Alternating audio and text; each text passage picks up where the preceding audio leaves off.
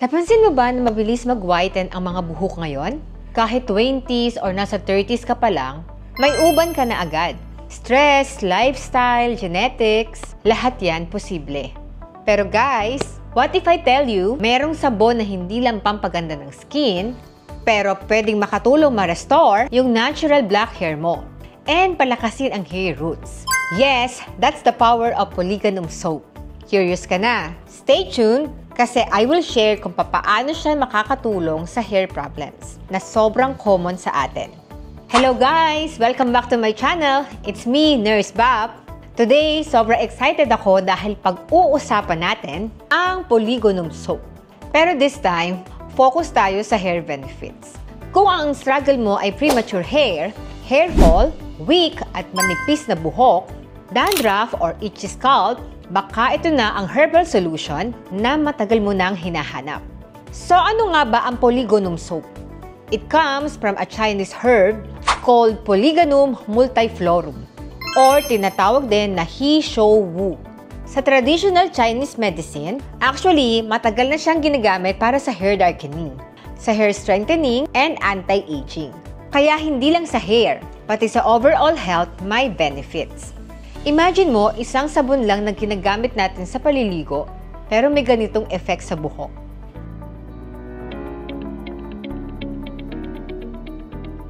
Ano nga ba ang mga benefits ng Polygonum sa ating buhok?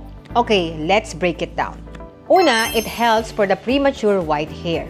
Nakakatulong siyang ibalik ang natural hair color or dark hair mo, lalo na kung maaga kang nagkakauban. Hindi siya instant hair dye ha? Pero gradual effect kapag consistent kang gumagamit. Pangalawa, it strengthens hair roots. Kaya naman, bye-bye hair fall. Mas nagiging healthy ang scalp, kaya mas less ang lagas. Pangatlo, it promotes thicker hair. Para sa mga maninipis ang buhok dyan, this soap will help para mas lumakas yung hair strand. Ang apat, it helps reduce dandruff and itchiness. Since herbal siya, hindi siya drying sa scalp. Nakakatulong din siyang mag-balance ng natural oil. So, paano nga ba siya gamitin? Napakadali lang. Siyempre, babasain mo muna yung buhok mo at ang scalp mo. Tapos, irarab mo yung Polygonum soap sa kamay mo para mag-form siya ng foam. And then after that, i-massage mo siya gently sa scalp, especially dun sa mga may part na may mga uban or sobrang nipis na buhok.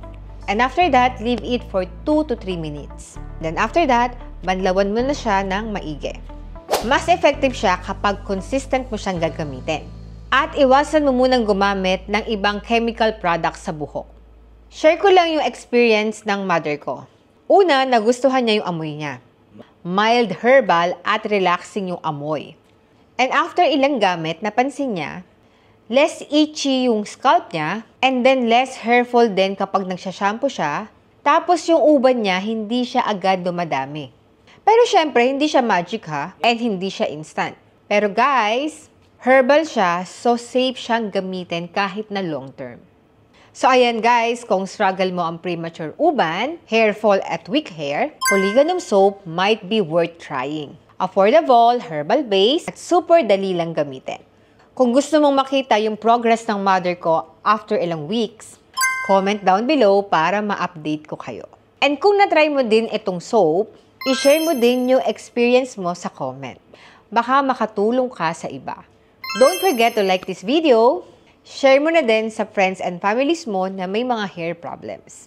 And of course, subscribe for more real and honest reviews.